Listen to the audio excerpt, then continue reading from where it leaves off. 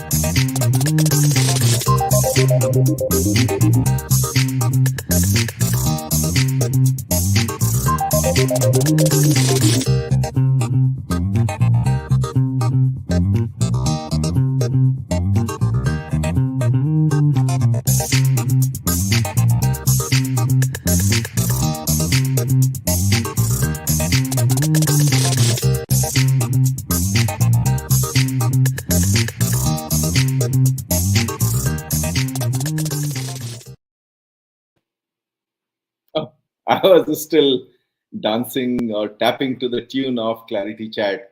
Hey everyone, welcome to the part 4 edition of Ask Me Anything Clarity Chat. Welcome to the show. This is the 39th episode of the Clarity Chat. Thank you for your encouragement and engagement from all over the world.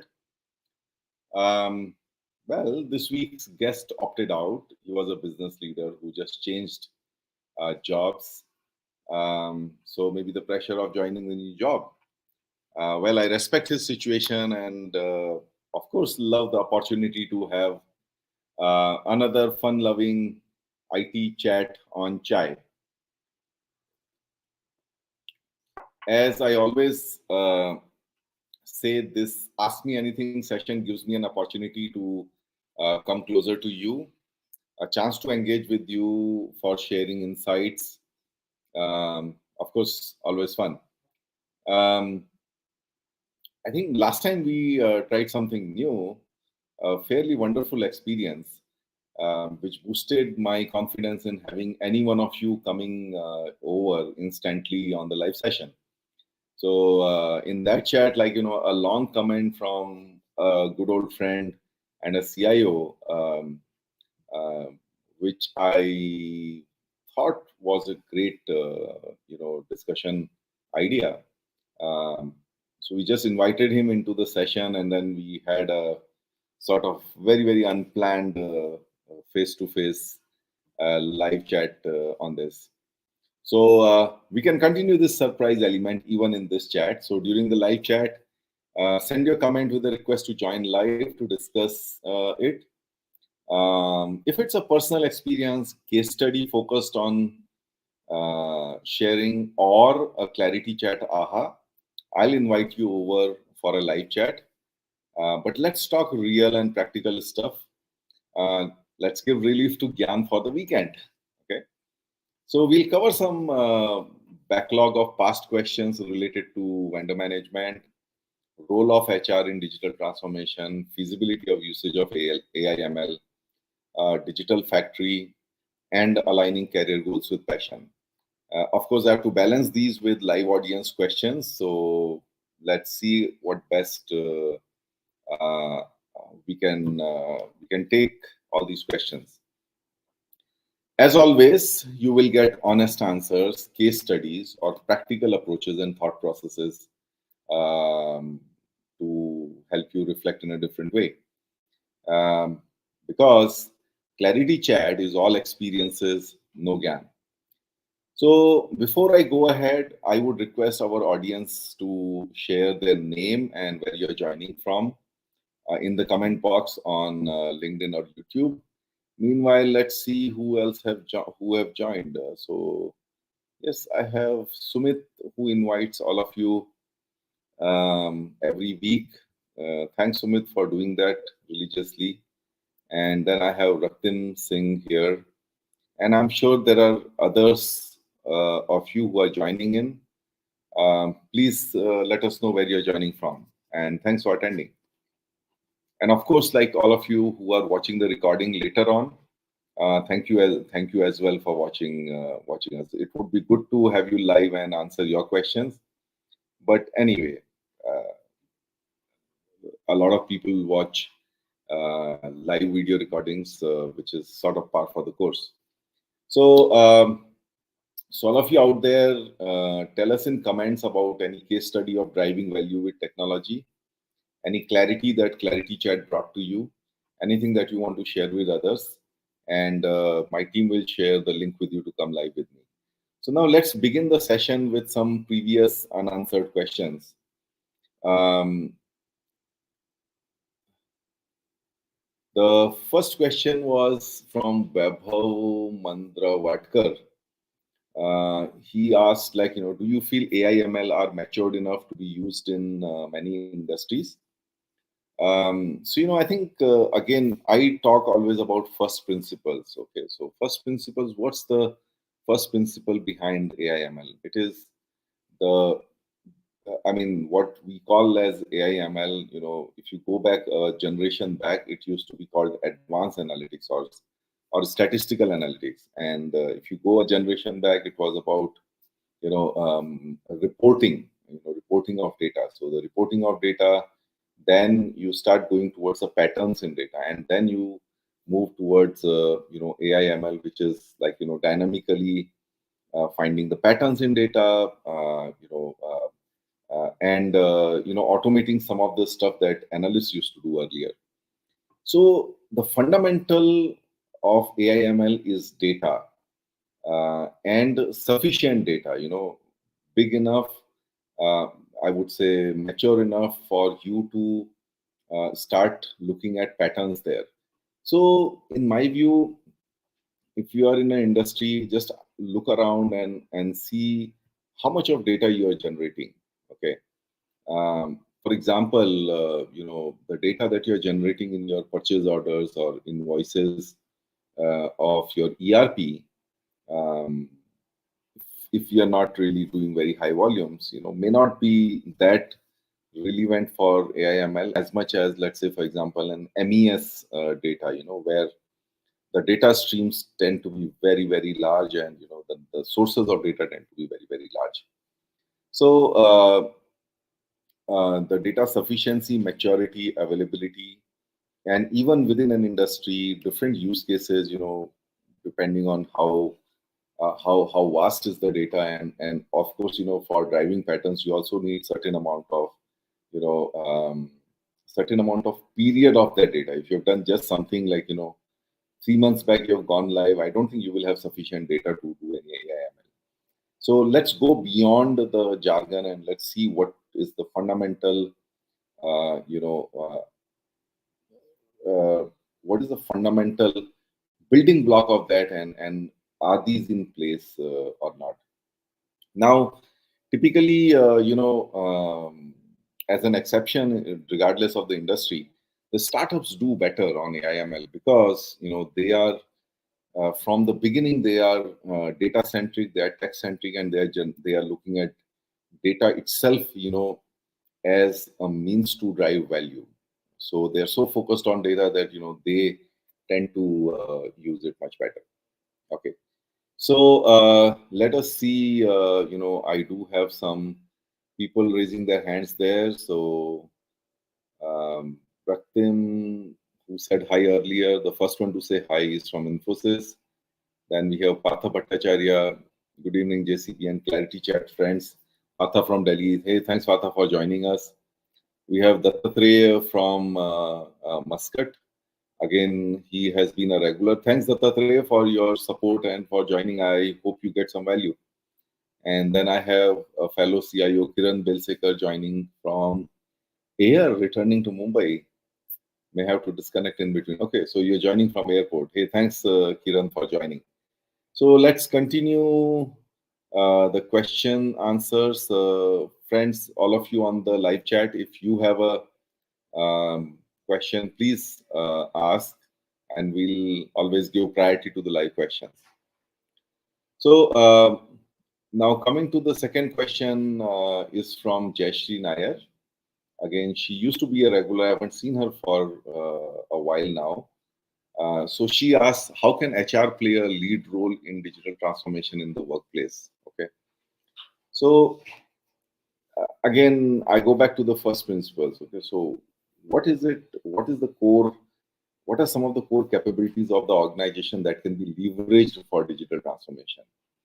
Uh, so they know the most about the organization. They know leaders. HR as an organization knows the leaders, the high performers, the influencers. They also know the troublemakers. Okay, they know the change agents, and all of these are like very very important. I would say pieces of information um, when you are driving the change management for adoption and for value realization of your initiatives. So I think this is where the any team driving any digital transforming initiative, must partner with HR in terms of identifying, doing this kind of stakeholder analysis, identifying the influencers, and then starting to engage them in different ways to make the transformation happen. Mind you, I wanted to call this out that many a times, the most influential people are not really the most senior people. Okay, and you look around your own workplace, and you will find that there are people who you respect. Maybe sometimes maybe because they are the most helpful. Maybe sometimes because they are the most multi-talented. Maybe like the some of the guys who are most respected are the tax experts who help you with your taxation around this time of the year. Sometimes the most helpful, these are like the people who are most socially involved, and in any kind of change management effort, it is very very important to identify these influencers regardless of what level they are, and then engage them. I think the second big important part that HR plays is in driving culture. And culture is again, of course, a big subject for HR. But I would want to bring in a very specific element of culture which is required for digital transformation, which is data-driven culture. Okay, so you know. It may be running training programs on analytics, or even like uh, teaching people basics of data analysis using pivot, etc. And many a times actually like being yourself the being data driven. I think the other big part they play is in training. Okay, and training not just the first time, but making training an integral. Okay, making training of the new initiative as an integral part of your training calendar and training catalog, so that it continues, and that's what sustains it. I think the final one is like HR can itself be the role model of digital. You can get uh, technology into the HR processes, like trainings, competency frameworks, and all. So how I used to leverage HR was like to have discussion with the various departments of HR in terms of like how in terms of how do I uh, include anything new that we are doing in technology into their regular processes. Like for example, they have a training calendar and training catalog. How can we put the IT stuff into that? So we had, like for example, analytics trainings into the training catalog. They have this new employee induction. Now new employee induction, again, every year it can be different depending on what all initiatives you have taken, right? So I used to address all the new joinees, especially the engineers and MPAs, in terms of telling them what all tools are available to them, and also like setting up a two-way feedback mechanism with them, so that these youngsters uh, who don't who have very high expectations of an organization, who do not really mind calling a spade, give us the most frank feedback about what IT is not doing right, or what can IT do better. So getting technology related stuff into their competency frameworks, into the KRAs of the people, into, let's say, their talent assessment frameworks and all. So there's quite a lot that the technology function and HR function can do together in terms of embedding the digital into the DNA of the organization. So let me step back a little bit and sort of clarify where I'm coming from. See, there are two types of digital transformation which happen. One is, what happens for the show, okay, and the other is what happens for the dough. Okay, so what happens? Dough is the DOUGH, okay, which is money. Okay, so things that happen for a show, there's a go live program, and like the cakes get cut, the press releases come out, and then people go their own way. Okay, and then you have the next announcement and the next announcement. I think what happens for the dough is where whatever you're doing, it is sustained in a manner where it becomes pervasive in the organization, where things like what I told you, it gets part of your training curriculum, it gets part of your competency framework.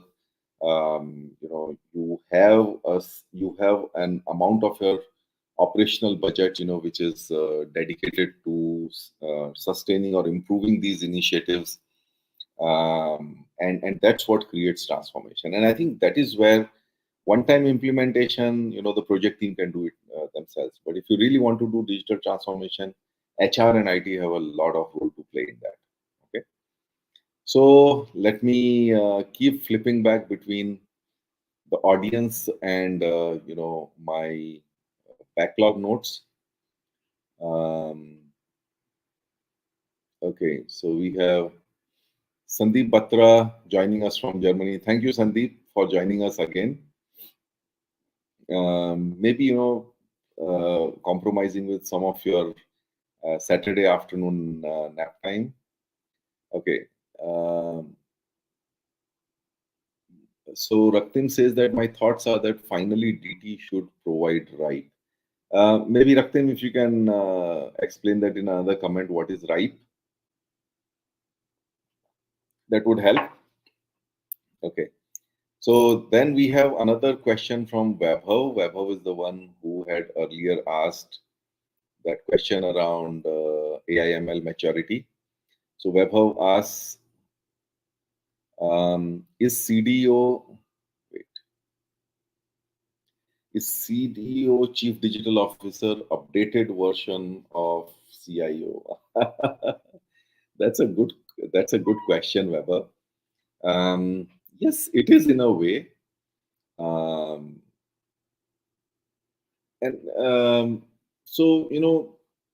the way it started was like the moment this digital transformation started in the new folklore.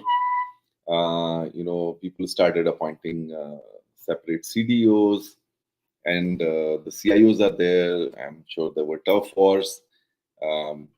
And finally, I think what we see as a trend coming in is that, the CDO and CIO roles are merging, or, one reporting to the other, so that, there are no turf wars at least.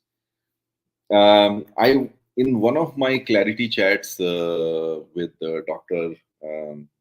Boris Pivinger, that was, I think, the fourth episode. In his organization, there was a role of a CDO and there was a role of a CIO. And I think he explained very beautifully the division of responsibilities. Of course, it's a German organization, very, very precision driven. They wouldn't want to leave any ambiguity between the CDO and CIO roles. So the role of the CDO was to look at all the customer and product facing innovations, getting technology into the products, getting technology to make a difference to the customer experience, whereas the CIO was to create that digital thread for the organization, uh, you know, uh, de-siloing the applications, creating the scalable infrastructure and all that. So if you really now combine both of them, what we are really saying is that digital transformation has a lot of potential to get technology into your products, to get technology into your customer experience, to create new business models. So the impact of IT or technology on the business performance or on the customer experience is becoming more and more tangible. So in that sense, yes, CIO does require that upgrade, the CIO version 2.0, to become the CDO. So the simple question to ask, have I upgraded from a CIO to CDO is like, am I, am I contributing to the customer experience? Am I contributing to new revenue sources? Am I contributing to technology getting into products? And am I making tangible difference to the company's top line or bottom line? I think that, in my view, would be the difference, right? Okay, so Raktim has explained the RIPE. Digital transformation should provide RIPE. I think that's a good way to say this, Raktim. Real-time data, of course, that's what we do. Instant gratification to provide a personalized experience. Personalized experience is very important here.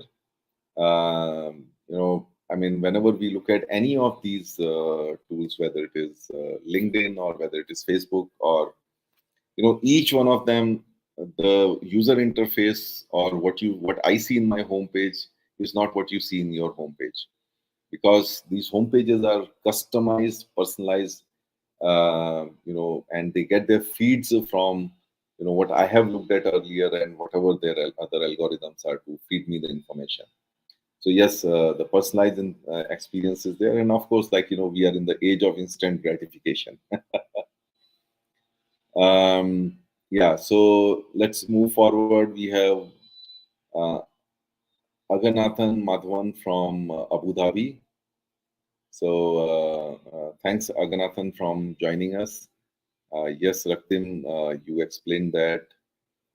I didn't see it. I just looked at that one. Okay. So Pawan Roy from Calcutta. Uh, well, Raktim asks, DT is what remains same. How is different? Okay. You still watch movies, but its experience is totally personalized. Yeah, I think Raktim, you said it. It's personalized experience is the same set of technology, but the experience is more personalized for you. So again, moving on, we have Sandeep Rana. Uh, Good evening, Sandeep. Sandeep. Uh, keep your questions coming. I think some good questions and good discussions here. Please keep them coming. I'll move on to the next question. But meanwhile, if any one of you wants to join me live in the studio here, the window getting split into two, and then having a discussion on some experience that you have or some case study that you have, please send in a comment, and my team will share the link with you. So let me move ahead now. So we had a question from Vipesh. How you suggest on digital factory making more sense to business in short term and long term? Okay. So my response to that is, digital factory for whom? For doing what? Okay. Why? So, we have a lot of these terms which are thrown at us by marketers. Okay. I think what we need to do as practitioners is to bring some realism into it, to bring some purpose into it. What is the purpose of digital factory? I mean, and we have to question the people who are throwing these terms at us. We have to question them. Like, what do you mean? What kind of KPIs will it improve for my business? What kind of readiness checklist you need from me to do this? Because a lot of stuff that you want to do on digital requires a certain set of prerequisites for you to be able to do that, right? I mean, if none of my machines has a let's say a PLC controller. I mean, first I have to put those in place and start getting the data feeds before looking at that. So my response to such questions has always been to find the purpose, find the business case, uh, find some business improvement that this will bring, and then target them one by one. Now, as I said, here you will get all experiences, no gyan. So let me take you to one of my experiences.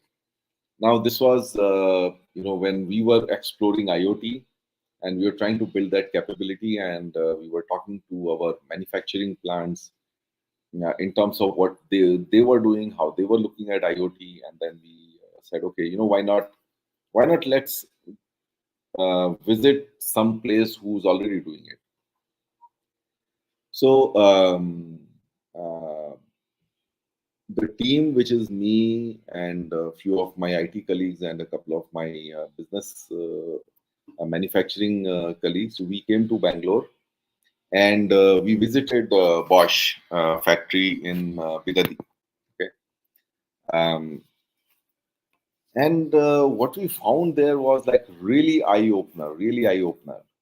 So what they had done was it was a digital factory without really the sort of the Bollywood glitz of digital factory. So what they had done was to train all the factory people, which is like your up to supervisor level. Everyone was trained on the data driven problem solving, whether it is a statistical process control or whether it is, let's say, feedback mechanism to improve quality or a feed forward mechanism to improve quality or productivity.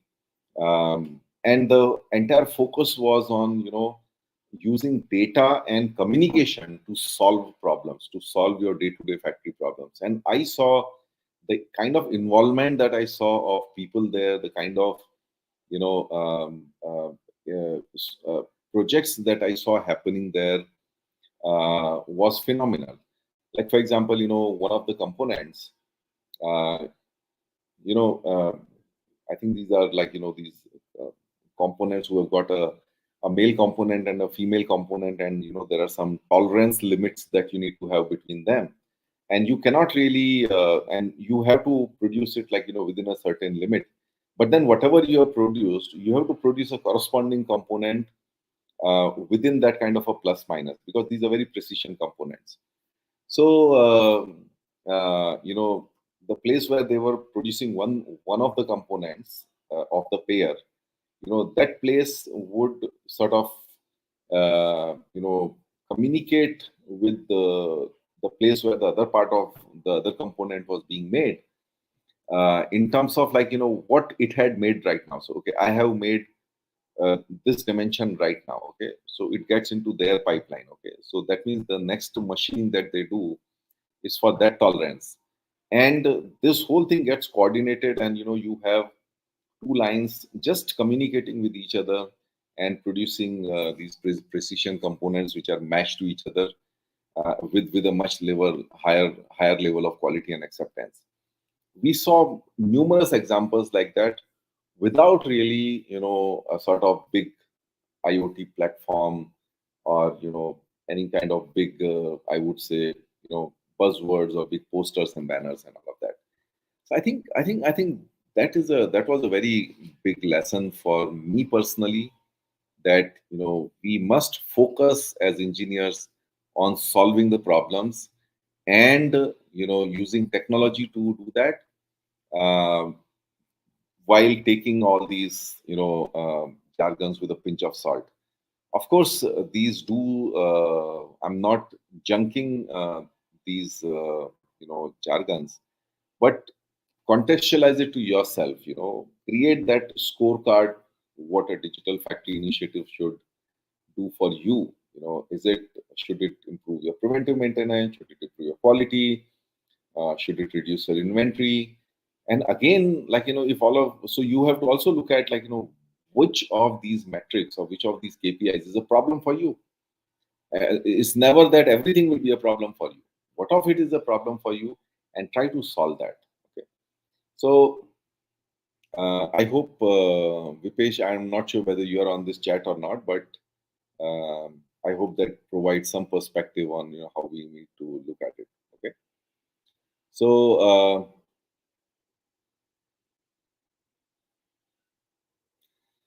I have Vaibhav asking me a live question. Earlier it was an old question. Okay. Uh, it is, are there any best practices which CIOs can share and platform which can collate these? Um, of course, Clarity Chat itself is a platform where you know we bring together the CIOs for discussing the practices, or the leadership behaviors, or the approaches or mindsets that you need to bring in terms of managing technology. And it's fairly a rich repository now, almost 39 episodes. And of course, we want to make it more usable. Video is not one of the most friendly or most usable platforms. Friendly, yes, but the most usable, most consumable, maybe not. Especially if these chats are, hour-long recordings.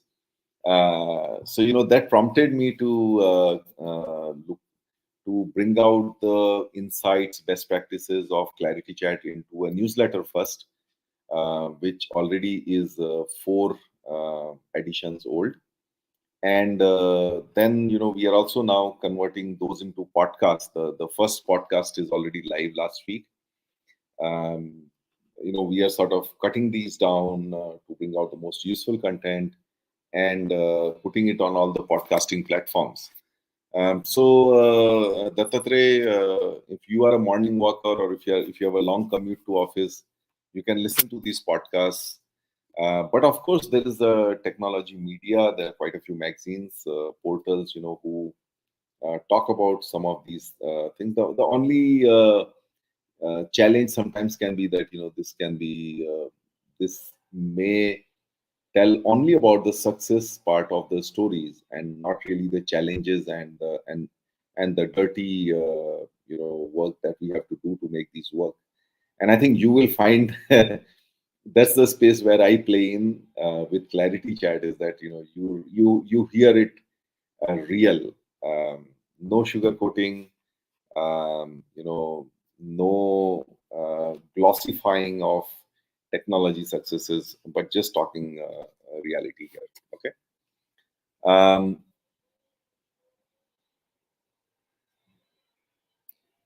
so let me move on to one of the backlog questions now. Okay.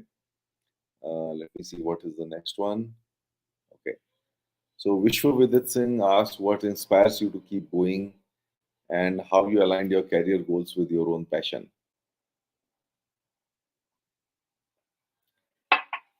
Um, what inspires me to keep going and aligning career goals with your own passion?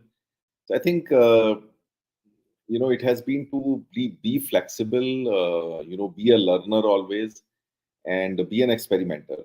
So it's a you're providing me a good chance to reflect on my journey. So I started as a mechanical engineer, and when I joined Tata Motors way back in '94, I had this excitement that okay, mechanical engineering is very real and very, like, practical, and you can do something and you can see the result right there. Um, so when I came to Tata Motors mid '90s, there was a huge demand for for people to get into technology, and I actually did not, even though I had opportunity, because I was like passionate about pana chalana hai. Okay. But then I ended up in technology. So I think it has been a sort of series of steps where I have said yes to any exciting opportunity, where I had a scope of adding value. I've trusted my seniors to basically give me assignments which are which exploit my capabilities best, and and I've tried to do my best. And then, whenever a next opportunity comes in, just jump into it. Maybe falter, stumble, learn, improvise, improvise, improvise. So continuous improvement has been one of the cornerstones of whatever I am today. That, let tomorrow be better than today. And, we always keep thinking, how can we do better? How can we be more efficient and all that, right? So, so what inspires me to keep going at this point in time, after like having had a good corporate career, is to add value. I mean, I came from a very humble background. Um, I think my father took loans always to get us educated, and to have arrived here, I look at it as a big blessing. Uh, the feeling of being one of the chosen ones, and therefore, like, help other people, add value. Um, so I do get lots of requests to, just for a discussion, and these are very, very varied ones. And I just do that. I help people, whether it's on LinkedIn, off LinkedIn. Um, I mentor, everyone. In fact, uh, you will see a video sometime later. So I had a driver in my last Pune stay. He was my driver from 2009 to 2011, and I was sort of his mentor. Okay, he had his own challenges, pains, legacy, which kind of came out in his behavior, and I sort of helped him, overcome some of those challenges. Sort of, I wanted him to smile and all of that, and 12 years later, when we have again moved to Pune, this guy came all the way traveling 2.5 hours to our place from another corner of the city just to, pay us a visit. So, those kind of things, making a difference to other people, adding value to people, and, making it real, talking, what makes sense rather than, just going with the flow. I think those are the things that keep me going. The other thing is, like, I have always been a transformation person. I've always tried to look at things from different points of view, benchmark them with different other industries, and then, try to sort of see a, picture which is very different and much, much more efficient, or much, much more effective than what is today. And over a period of time, uh, as I have been taking those risks, and and sort of speaking my mind that, hey, this is how it should be, and then making it happen, it has given me a lot of courage and confidence that, transformation is something which many of us think that, oh, what, he did this, that organization did it, but maybe, like, not for me. Okay, I think I try to break that mold for people, and it's actually pretty good to see, to help organizations transform themselves. I think 2 years down the line, I can say that I've helped a few people and organizations transform, unlock their potential, and get from a struggle of growth to a struggle, where, where, where you are dealing with the pangs of growth. I mean, you don't have enough resources, or, you're, I mean, you have too much demand and you don't have enough supply and stuff like that. So, of course, like, the details of these things are private between me and my clients, but really gives me a kick. Okay, and of course, the other thing is to build my own startup. Build a business which is different, which is like, where I can be absolutely free to implement my first principles, along with a co-founder and partner who thinks exactly like me as far as the principles are concerned, but very, very differently, as far as the practicals are concerned. So, end of the day, as I always mention also, that, that we must have fun in the process. Life is not there to take stress. End of the day, we are just a speck of dust who, in the overall scheme of the universe, like, appeared, and the next flicker it will disappear. So we just take ourselves too much seriously. So we just should have fun. And when I come and talk on these clarity chat sessions, one of my objectives is not to let these become heady conversations, too serious conversations and trying to solve world problems. No, we're not here for that. I think we're here to have a light conversation, but loaded with a lot of learnings and insights. Okay. And who said that you cannot learn while having fun? I mean, look at the small kids. Uh, the teachers uh, have to have fun to make them learn. And I think why not with us? Let's not grow up that way. Okay. Um, okay. So coming back to my live questions here. Okay. Um, okay. So this is again Dattatray. Would like to know your open views, advice to the tech entrepreneur, startup company in the field of IT infrastructure and information security. Interesting. I think these are two fields which are exciting uh, um, as well as dangerous, because this is where the most disruption is happening. Okay? I mean, look at IT infrastructure, the speed at which it is moving from your own data center to cloud. That speed is phenomenal, and the way the associated technologies, applications, operational applications, etc., are changing. That's again phenomenal. So I would say that be at the forefront of it. Uh, Keep trying new things. You must already have customers, right? So bring the best of the new technologies and concepts to your customers. So use your customers as positive experimentation grounds to learn and fine tune it.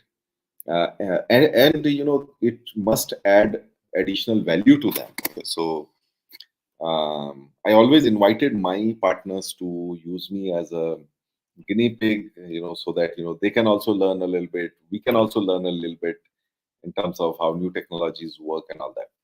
So coming back to specific advice, of course, I don't know your specific context, but yeah, I think you must build cloud capabilities. You must uh, be up to date with information security, the fastest moving field. Okay. And train your people in those, and try to build internally the capabilities. A lot of it is learning and experimentation, so I think everyone knows that. But yeah, I would just say that be ahead of the pack in terms of changing. IT infrastructure, especially, can be a sort of bit of a comfort zone, because you may get some outsourcing contracts, where like you can be happy getting your monthly billings and all of that. But yeah, comfort zones are dangerous, especially today. I've seen like so many people in infrastructure space, like who have struggled to transform themselves to cloud specialists, or any other relevant technology space, I would say, right? So let me move on to the next backlog question. This is from Pawan. So Pawan, you are here, but I think this is a question from maybe one of the earlier chats. How to manage effectively contract management, measurable, and maintain long-term vendor management and contract audits.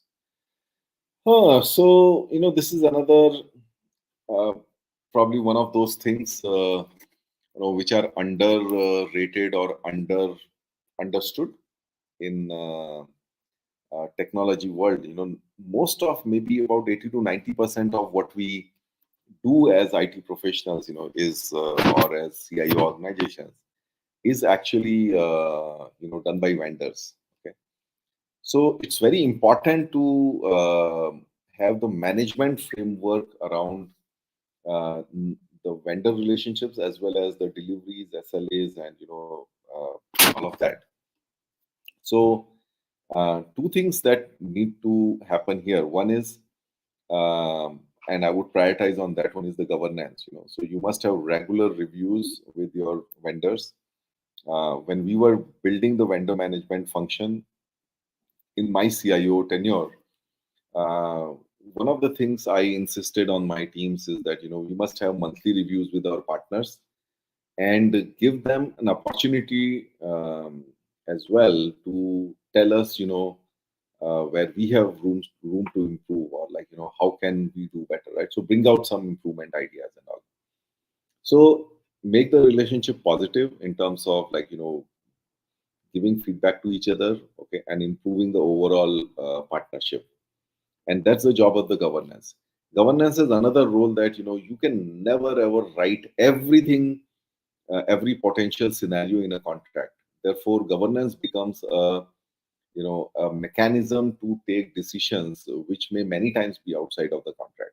So don't look at it like, monthly we have to just sit down and have a cup of tea with each other. No, that's not the purpose of governance. The governance has to address every single thing that is happening in the relationship which is not covered with the contract, and you cover that with the minutes of the governance. Okay. um, uh, and a lot of these things will emerge. Never ever push them under the carpet. The other thing is like, I would say grounds up. Now I came across a practice which is not really a bad one, but I think you need to again do it with a positive attitude, which is basically, it was a very simple framework that, like, take your contract and look at all the, the will and should part of it, okay, and just database them into an Excel, and this is nothing but your commitments, right? And you must have, like, the partner will do this, will do this, will do this, will do this, will do this as part of one Excel, and the customer will do this, will do this, will do this, will do this as another one, plus everything, plus the other ones which are like, let's say the FRM tables and all of that.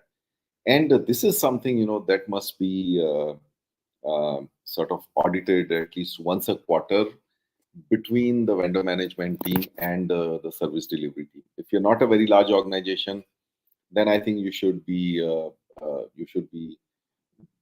service delivery team itself can do an audit, of these commitments, and the findings of those, should come to a governance forum. I mean, never ever beat down your partner, that, hey, why is this not happening? Okay. But I think rather we should have a discussion that, okay, if this is not what is required, it is in the contract, but if this is not what is required, but you're doing something else, I mean, let's have a written agreement on swapping those. Keep it, when you're managing vendors, like, keep everything above board, keep things in writing. uh, don't let too many understandings prevail, they create problems later on. And have a governance mechanism as a top down mechanism to improve the relationship and the performance of the relationship.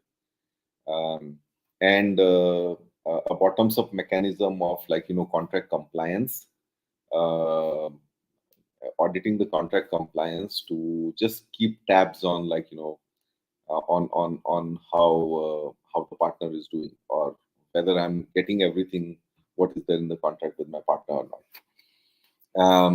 I think the parting advice that I have for all of you is that it is not the partner performance or the vendor performance, right? Because we tend to say that, this vendor is performing good, the vendor performing badly. First thing I would say, replace the vendor with partners. So it's always partners. So, and it's not the performance of the partner; it's the performance of the partner relationship. Okay, this partner relationship is doing badly. This partner relationship is doing well. And the moment you start using that language, half of the part of this partnership not working well also falls on your side, and you must do a, reflection in terms of people who are managing that relationship, in terms of the governance process, in terms of, how frequent dialogues we have with them. All of that you must consider when you feel a partner is not performing, because it's not that a partner performs, it's a partner relationship that performs. Okay. So, yeah, we have 10 more minutes left, so we can continue the discussion. Um, so, Raktim says that, technology should be an enabler only. Yes, there is a lot of management stuff There's a lot of on the ground stuff that needs to be done, um, and technology can only be an enabler. In fact, I would also like to connect this with, like, with the startup ecosystem. The best startups, or the successful startups, are there who have a balance between what they do with technology and what they do in the real world. Okay. And I think the startups that fail would be, like, who think that, like, I build an app and that app can change the world. Okay. I mean, there'll be very few apps like WhatsApp or, like, Facebook, which can just do that. But even there, when they were building it up, there was a lot of on the ground stuff that would definitely have been required. So yeah, Raktim also says that, finally one has to do either business or personal transformation. You are absolutely right, Raktim. Even many times, people who are good in business transformation are also the ones who have undertaken personal transformation and who know the pains of transformation. Okay, now we have so another question from Partha Bhattacharyya asking, has anyone tried to use blockchain to optimize supply chain cost running MRP based real time demand and supply data in multiple locations? Partha, unfortunately, the discussion around blockchain has been, like, hijacked by the cryptos, uh, and the mad rush there. But yes, there's quite a bit of uh, you know opportunity there, I would say. When I was in G Transportation became part of Beta Alliance. Beta was blockchain in transport alliance, and it was to basically, bring in all the industry participants into building a blockchain ecosystem.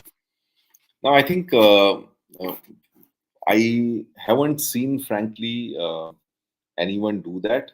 But here is my thought process. As I said, you can, if you don't get a practical case study, you can get an approach. So, is my approach to this. Okay, so blockchain fundamentally is decentralized, right? That means, it builds trust by uh, by involving multiple participants, and then, basically doing a democratic kind of certification, right? um, so we have to look at use cases where you have where there are these multiple participants who can, certify a transaction, or who can approve a transaction.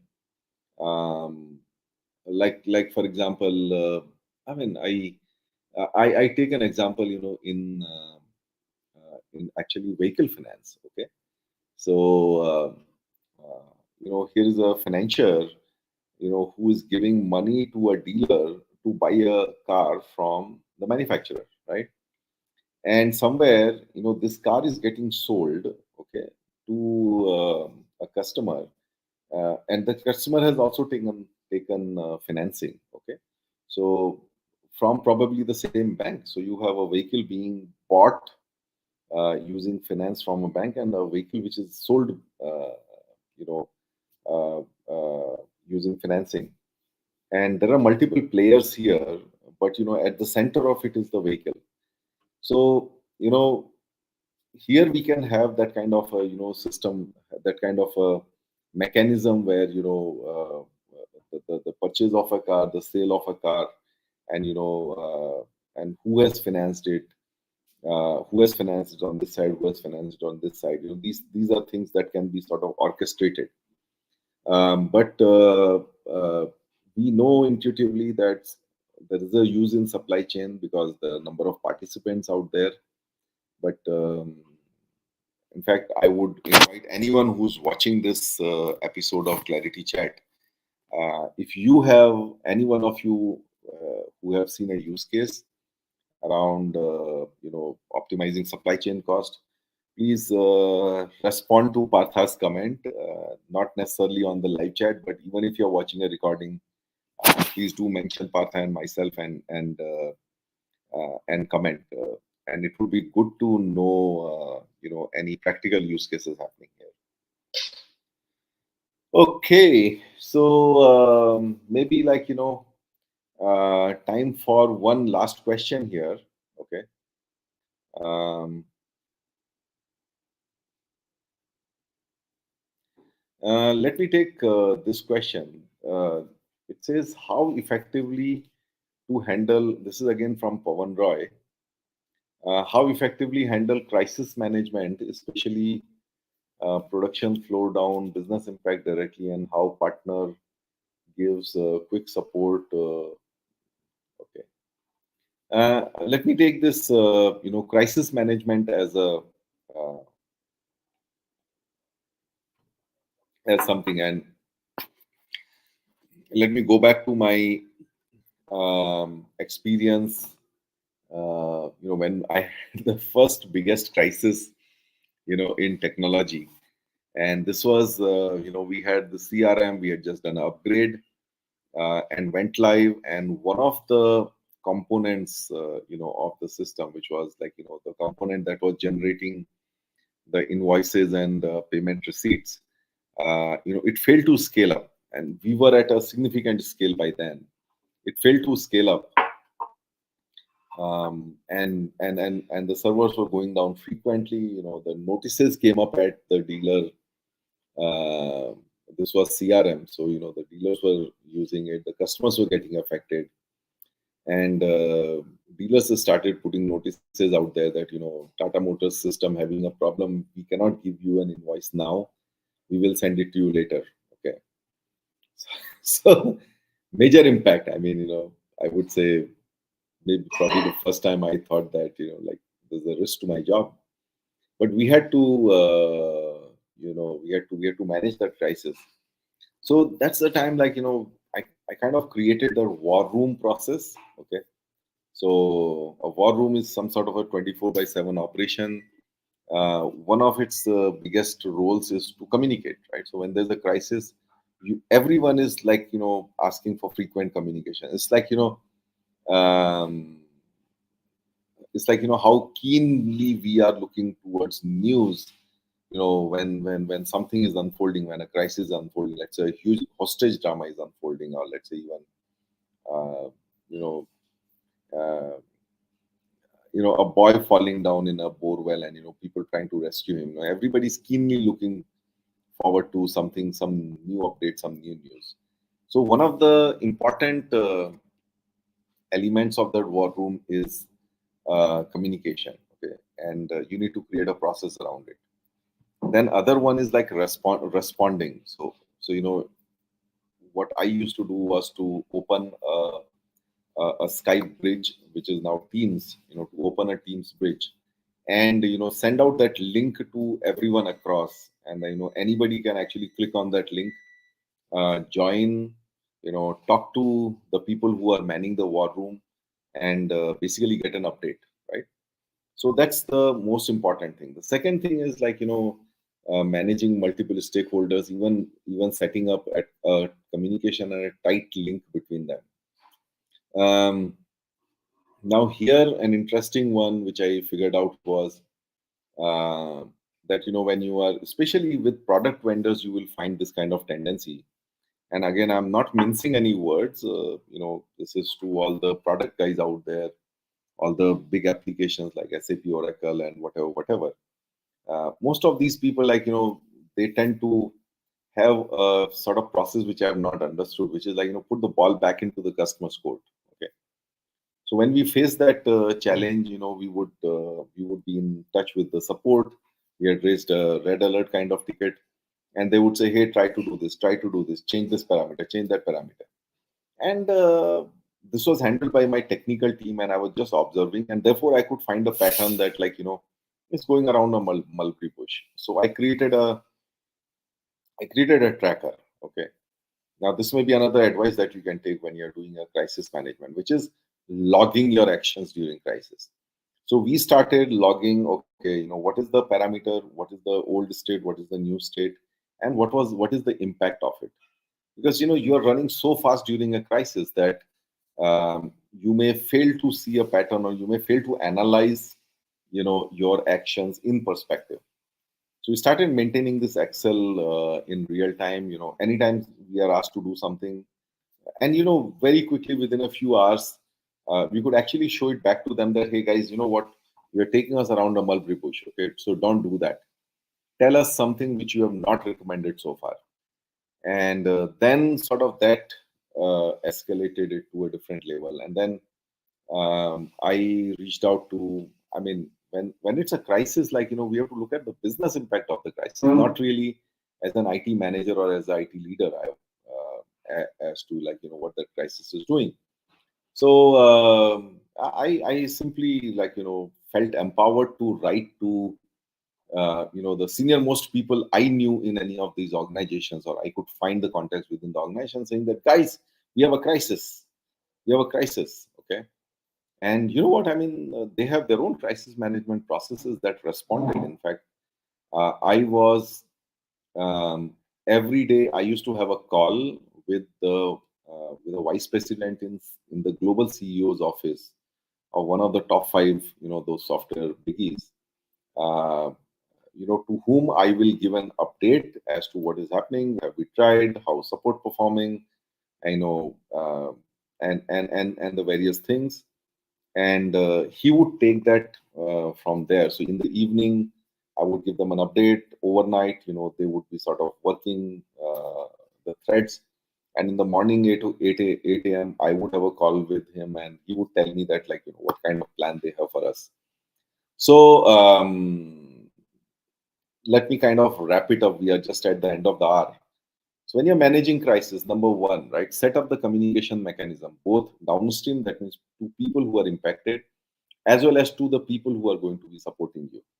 Number two, set up a action logging mechanism. Every single action that you're taking to manage the crisis must be logged, and maybe, like, let's say once or twice every day, you should be looking at it as a team with multiple pairs of eyes, trying to find some pattern, trying to make sense of what is happening, right?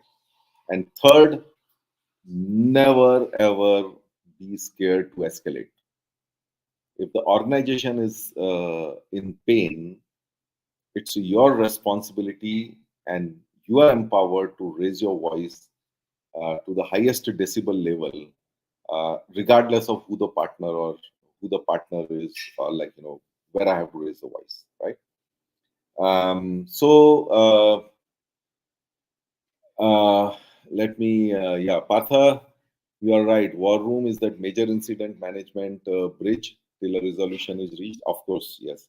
Major incident management is one of the ITIL processes. Yes, of course, like, you must follow the ITIL processes and guidelines, of course. But these are, like, as I told you, when you come to ClarITea, I tell you from my personal experience. This was in 2006-7, when I hadn't heard of ITIL or major incident management, and we just, like, hand built the process, and we just converted it into a process. And later on, I think 5 years later, I got to know that, yes, oh, this is an ITIL V3 as a major incident management process. But I think, just to kind of, like, bring the two together, what you do as a process, or, like, as something common sense to do, is there in the processes. So don't look at these processes as esoteric. Those processes have come out of collective common sense of a lot of practitioners. So start taking, the processes like ITIL V3 and ISO 27000 and all seriously. They're not just jargon out there. They are some solid processes, and I have built my IT management framework and the IT organization by using these processes in a serious way. Okay, maybe something to talk about in another edition of ClarITea around how do you transform IT, how do you bring a process aligned operating model, and I've got some fairly big transformation stories around that. So till then, guys, thanks for joining me. Okay. Um, and once again, thank you for all of you who are going to be looking at the recorded version. It's again the weekend, so please enjoy your family time. I'm sure people have started getting out and enjoying your weekends. I'm going to do that too as well. I've got to travel over the weekend, and look forward to seeing you guys, seeing all of you next Saturday. Till then, bye bye.